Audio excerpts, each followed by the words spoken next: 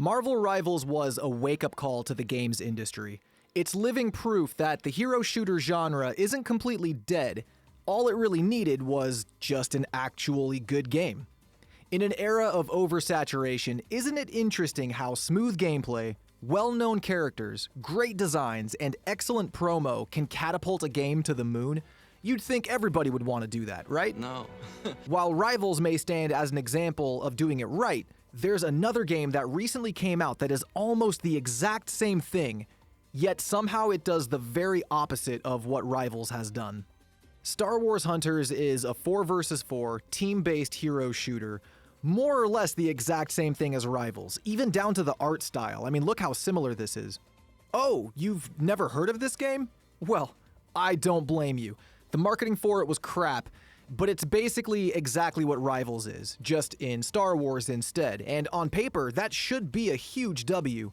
But in practice, as with most things Star Wars these days, it's mediocre. Janky controls and characters nobody gives a Ubisoft about are just the tip of the iceberg. In today's video, I want to do an A-B comparison between Marvel Rivals and Star Wars Hunters. Not to bash Hunters, but more to illustrate what went wrong with it, the mistakes that Marvel avoided, and how Star Wars can shape up its game to try to make it a rival to Rivals. If you're new, welcome to the channel. My name is Star. I make awesome content on video games, so I hope you consider subscribing and getting us to 150,000 subscribers. We're on our way to the top. So Star Wars Hunters development was an extremely rocky process. It's made by Zynga and Natural Motion, and development began in 2018, with plans to release the game in 2021, only for it to get pushed back 3 consecutive years before finally coming out in May of 2024, at a time when Star Wars apathy had really set in, and just a month before everyone's favorite show, The Acolyte. The game was in a soft launch state for over a year before the official release, and the timing of the release actually wasn't bad, per se. It was Star Wars month, and right before the premiere of a big budget show. The timing was fine, but the constant delays, plus the initial platforms it released on, it did the game no favors. Hunters launched on only mobile platforms and the Nintendo Switch of all things, which to this day is one of the stupidest decisions I've ever seen from Star Wars games. Mobile is fine, but the only console release being Switch and no PC release is a baffling choice. It is coming out on PC eventually, but there's nothing for PlayStation or Xbox, arguably the platforms that would likely benefit the game the most. On the other hand, we have Marvel Rivals, which released on all major platforms, including PC, and the player numbers really speak for themselves. Hunters being in soft launch for well over a year also gave the impression that we were playtesting an unfinished product, and that feeling never really went away, even after the official launch. I played a few matches to get gameplay for this video, and bro, it was miserable. I played 8 games, lost 8 times, and most of my matches were filled with bots. This game is so janky on mobile, you know, the platform that it was developed for, so the overall gameplay experience just isn't very good. It's likely a skill issue. I've only got an hour or 2 in the game, so it's not like I'm a good player or anything, but compared to the smoothness of Rivals, it's just a night and day difference. The game will likely perform better on PC, so I'd be willing to try it again when it comes out on Steam, but on mobile, I just can't recommend it. A rocky launch and janky controls aren't even the worst of it. If you really want to know why Rivals is booming in popularity and Hunters isn't even an afterthought, let's compare the lineup of characters. In Rivals, we have over 30 playable characters that you can pick straight out the gate, with no limitations.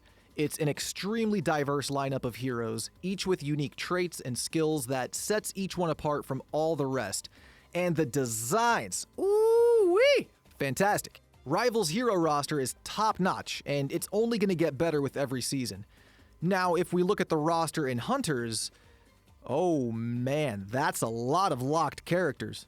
Yeah, in Hunters, you're only given access to 4 heroes at the start, that you then have to use to unlock the rest of the roster. Not necessarily a bad design choice, because it is nice to have content to grind toward. I just don't think playable characters should be that content. One of the things that makes Rivals so inviting is just how many heroes you have access to.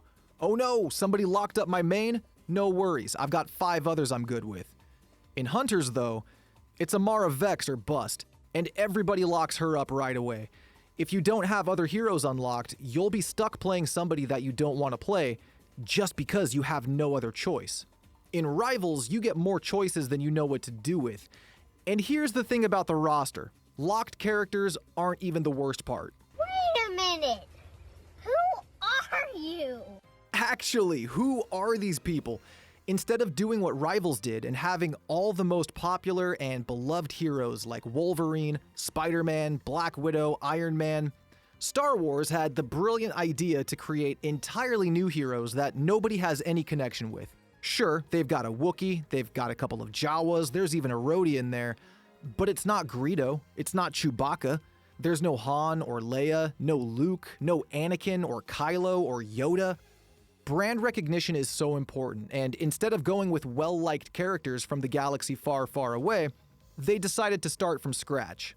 I'm not sorry, this is just stupid decision after stupid decision when it comes to Hunters. And it's such a shame because we have a shining example of what it could have been with Rivals. And I haven't even got to my favorite part yet, the overly aggressive monetization in Hunters. Look, I get it, it's a free-to-play game and they've got to get their bag. But Rivals doesn't shove a pop-up ad in my face after every match trying to get me in the store. Rivals doesn't paywall heroes before I can use them. Hunters does. Hunters gives me the feeling it's a store disguised as a video game, while Rivals is a video game that just happens to have great items in the store. You already know I was all over this Malice skin. The monetization is so egregious in Hunters that even navigating the menus feels like a chore because you're constantly bombarded with shit that you don't need. I will say though, the sheer amount of cosmetics in Hunters is pretty impressive and there are some cool skins in here. Gotta give credit where it's due. There's also some that are really whack, but I digress. It's honestly the pop-up ads after every single match that bug me the most. I just want to queue back up, man. Stop shoving this in my face. Now, again, I don't want to just bash Star Wars Hunters because I'm actually rooting for it, believe it or not. After Battlefront 2, we've really been needing a good multiplayer Star Wars game, so I'm just more disappointed than anything that this one didn't cut it. But I really think Hunters can change for the better, and it's as simple as addressing the issues that I just went over. Start by porting the game to all major platforms: PlayStation, Xbox, PC. There will be an immediate boost in users, and it's actually a psychological trick that tells people that this is a game we should take seriously. Mobile titles have come a long way in recent years, but gamers, they still kind of look at mobile gaming as the red-haired stepchild of the industry. By bringing Hunters to consoles and PC, you send the message that it's worth the gamer's attention and not, oh, just another mobile game. Secondly, and this is wishful thinking, but it's absolutely correct, fix the lineup of heroes. I'm not saying remove anybody, but instead of making new characters, start making existing ones. Even if it isn't any major players from the movies like Luke or Rey, they could really lean into the comics or the TV shows and pull from fan-favorite characters that don't get the attention they deserve. If we're gonna have a Wookiee hero, I want it to be Black Krrsantan. If we're gonna have a Weequay, I better see Hondo Ohnaka. I bet he could make this game profitable. Ezra and Sabine could be our Jedi and Mando heroes. Dr. Aphra from the comics would make an awesome support character. There are so many cool and unique designs that they could use that I know would be hits.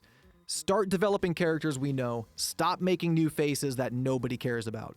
Also, 4 vs 4 feels very weird after playing Rivals. Rivals is 6 vs 6, and the pure chaos is what makes it so much damn fun.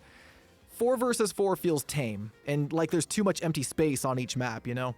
I think Hunters could also really benefit from a controls upgrade. I know that there's ways to plug in a controller and use that on mobile games, and I'm sure the input's a lot more precise that way. Switch gameplay is likely way smoother too, but from my experience on mobile, it's just a nightmare to play this game. So some better controls would be great. There's a number of other little things they could improve too, like letting us browse the menu while searching for a match. That's more quality of life stuff though, and the game needs a lot more than that to be good. Marvel Rivals, on the other hand, avoided basically every single mistake that Hunters made, and it's reaping its rewards for that. There is no aggressive monetization, even though it's completely free to play. Instead, it attracts players into the store with the quality of the items that are in there. It doesn't lock you out of playing a new hero, and it doesn't put artificial limitations on how you can play the game. The controls are intuitive with very polished gameplay, and the selection of characters is both familiar and inviting. Even the lesser-known characters have become household names. Having new faces like Jeff and Luna Snow standing side by side with giants like Thor and Venom, it gives them a sense of importance because they're worthy enough to be there, you know? The same thing could happen in Hunters if they just put out some characters that we all know. Rivals is on a trajectory to being one of the biggest success stories in gaming in recent years, and it's all rightfully deserved. So it's very interesting how you can take that exact same concept, make all the wrong choices, and have it be a major failure, because that's what we're looking at with Hunters. I honestly hope the best for this game, and I hope the devs see this video. I feel that I was fair and constructive in my assessments because, believe me, I know how rough it can be having your work compared to another's, and I'm sure the Hunters devs would love a slice of that Rivals pie, so my parting advice to them, if they're watching, be like Rivals. Take notes on what is making Rivals so popular and try to emulate that. Dare I say it, copy-paste their whole formula exactly. Do the things I mentioned in this video, and Hunters could be on its way to being more relevant in the team hero shooter space.